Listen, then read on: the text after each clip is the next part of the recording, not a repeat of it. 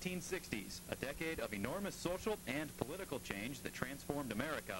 This exhibit will focus on two significant years, 1963 and 1968, that highlight the changes that took place in only 5 years' time.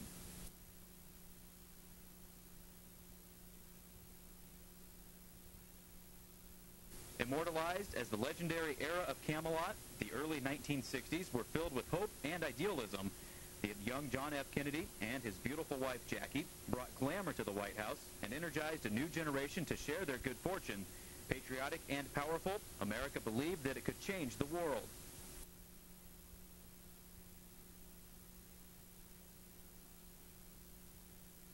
Rather than risk a devastating nuclear war, the U.S. and the Soviet Union waged a Cold War using diplomacy, propaganda, and intimidation. A major Cold War standoff took place in October 1962 when American U-2 spy planes spotted Soviet missiles in Cuba just 90 miles from Florida. Negotiations between President Kennedy and Soviet Premier Nikita Khrushchev averted world crisis. One small element of the Cold War took place in Southeast Asia, where Communist North Vietnam was trying to reunite with Democratic South Vietnam. By the end of 1963, 16,000 military advisors and U.S. Special Forces were in South Vietnam.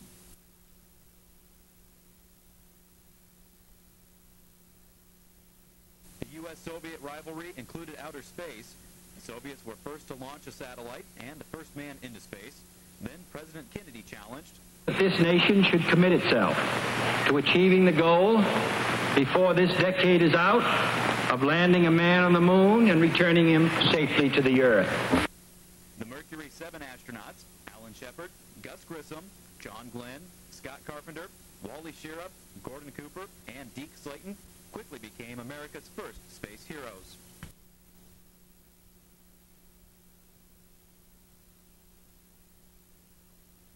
After decades of second-class citizenship, African Americans still faced racial discrimination. In the South, many blacks were denied the right to vote or use white-only lunch counters, restrooms, and drinking fountains. Activists fought segregation through sit-ins, freedom rides, and demonstrations, even when police turned dogs and high-pressure fire hoses on them. Civil rights leaders, including Medgar Evers, were killed, and black churches were bombed.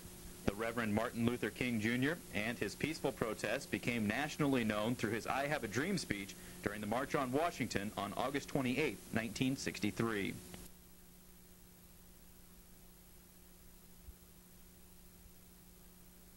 $70 million baby boomers became teenagers in the 1960s. Teens copied the fashion and adult behavior they saw on TV and in the movies. Clean-cut boys wore slacks, jackets, and ties. Teen girls donned sweaters and knee-length skirts and transformed their hair into bouffant or beehive styles. The booming music industry featured white crooners like Paul Anka, Bobby Darin, and Bobby Vinton. New and different was the Motown sound that mixed pop music with rhythm and blues, integrating black and white styles. After decades of self-sacrifice and conformity, Americans welcomed Hollywood's relaxed attitude towards sexual taboos and public conduct. But the nation was shocked when 36-year-old blonde bombshell Marilyn Monroe became one of the first stars to fatally overdose on sleeping pills. On the classier end of the spectrum, American women adored the First Lady's style, imitating Jackie Kennedy's pillbox hats, streamlined gowns, and tailored suits.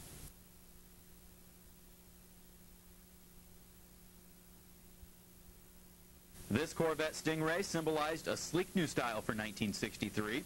On the Pacific Coast, the surfing culture surged with tunes by Jan and Dean and the Beach Boys. Then early in 1964, attention swung to New York when 4 English mop-top singers arrived. The look and sound of the Beatles blitzed young America into Beatlemania, re-energized American rock, and started the British invasion. By 1963, young people realized that many Americans were racist, sexist, warmongering, and destroying the earth. They started to protest. Folk revivals wove themes of equality, love, and anti-war protest into freedom songs that were both lyrical and stinging.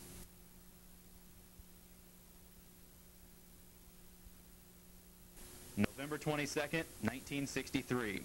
To this day, Americans still remember where they were when they first heard the news that President Kennedy had been assassinated.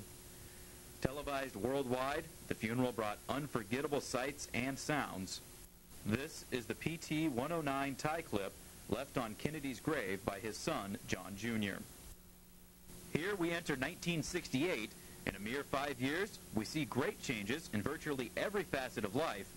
Rock music had amazing diversity: gospel-inspired soul, rhythm and blues, East Indian melodies, sunny harmonies, acid and psychedelic rock. Songs were about brotherhood, sex, drug experiences, and revolution. The explosion of the youth culture dominated television, fashion, and art. The sense that anything goes brought out long hair, short skirts, sideburns, and false eyelashes, Nehru jackets, and shiny vinyl boots. Movies featured a disillusioned college boy in The Graduate and a computer named Hal in 2001: A Space Odyssey.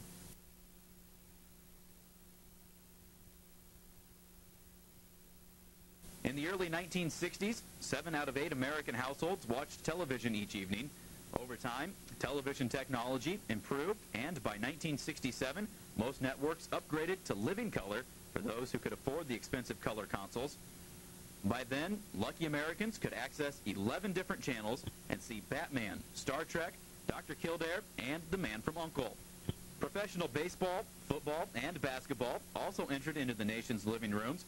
Instant replay was introduced in the 1963 Army-Navy football game.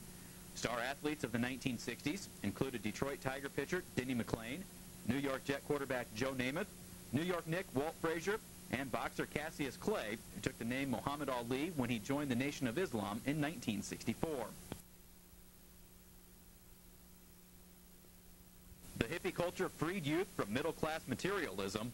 Wearing peasant skirts, love beads, and peace symbols, city youth joined communes in search of simplicity and meaning, or to embrace mystic Eastern religions and transcendental meditation.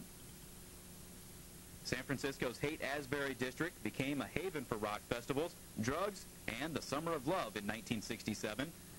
For 3 days in 1969, the Woodstock Festival in New York was the pinnacle of counterculture music and free love for 500,000 people.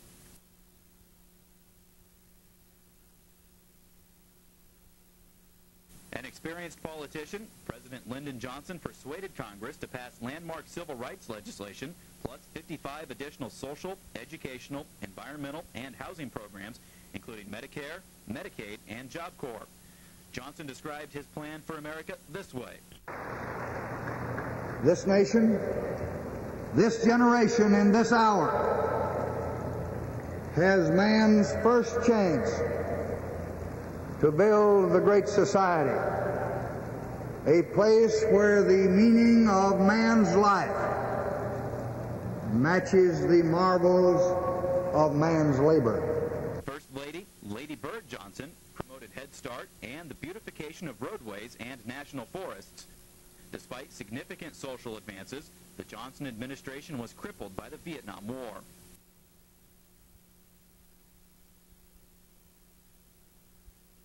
By 1968, U.S. troop numbers in South Vietnam had risen from 16,000 to over 540,000. Facing guerrilla warfare in tropical jungles, 58,000 were killed and 304,000 were wounded. Over 2,000 remained missing in action. The average soldier was 22 years old, 4 years younger than their World War II counterparts, and experienced 200 more days of combat each year. The 1960s armed forces were the most educated in U.S. history, and 2/3 were volunteers. 1968 was the turning point of the Vietnam War because of several major events. The Tet Offensive, launched January 31st, and the My Lai Massacre, March 16th. On March 31st, President Johnson announced an end to the bombings of North Vietnam. He closed the televised speech with these surprising words. I shall not seek, and I will not accept the nomination of my party for another term as your president. By November, both North and South Vietnam agreed to discuss peace.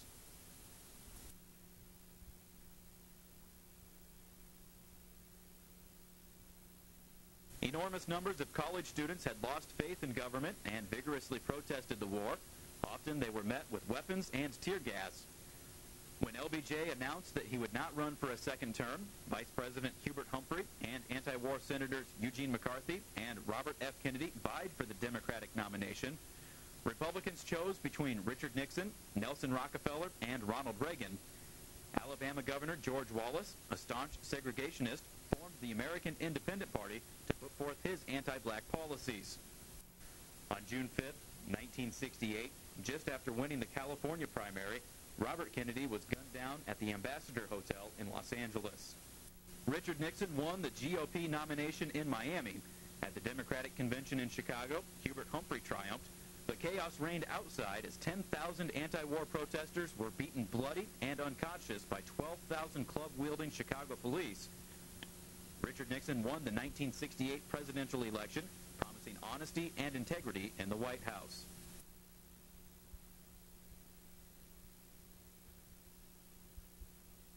The peaceful strategies of the civil rights movement, led by Martin Luther King Jr., were instrumental in the passage of the Civil Rights Act of 1964, and King was awarded the Nobel Peace Prize. Meanwhile, 70% of African Americans lived in large inner cities filled with poverty and decay. Despair and anger boiled over into riots and open revolts. The Black Power movement advocated justice and equality by any means necessary. Race riots brought death, injury, arson, looting, and millions of dollars in damage.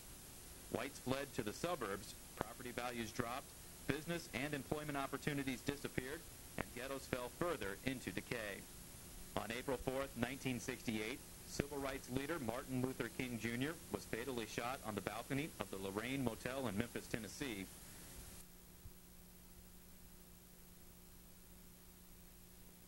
Overcoming the tragic Apollo 1 fire in 1967, the Apollo 8 moon flight was the boldest, most important mission achieved by NASA in 1968 and included man's first orbit of the moon. Here are the actual moon orbit charts used during the Apollo 8 mission. It was Apollo 11 that fulfilled JFK's goal set in 1961. Astronaut Neil Armstrong's first steps on the moon on July 20th, 1969, ranks as one of mankind's greatest achievements. The consequences of the 60s upheaval are difficult to assess because few periods in our history shook so many traditions so fast. Conservative thinkers believe that the decade's excess undermined American traditions. They label the 60s generation as irresponsible, frivolous, selfish, and vulgar. Liberals argue that extravagant behavior was necessary to awaken a society stuck in 1950s illusions. Without protests, we would not have made strides toward equality or questioned the significance and consequences of the Vietnam War. Decades later, America is still sorting out the 1960s.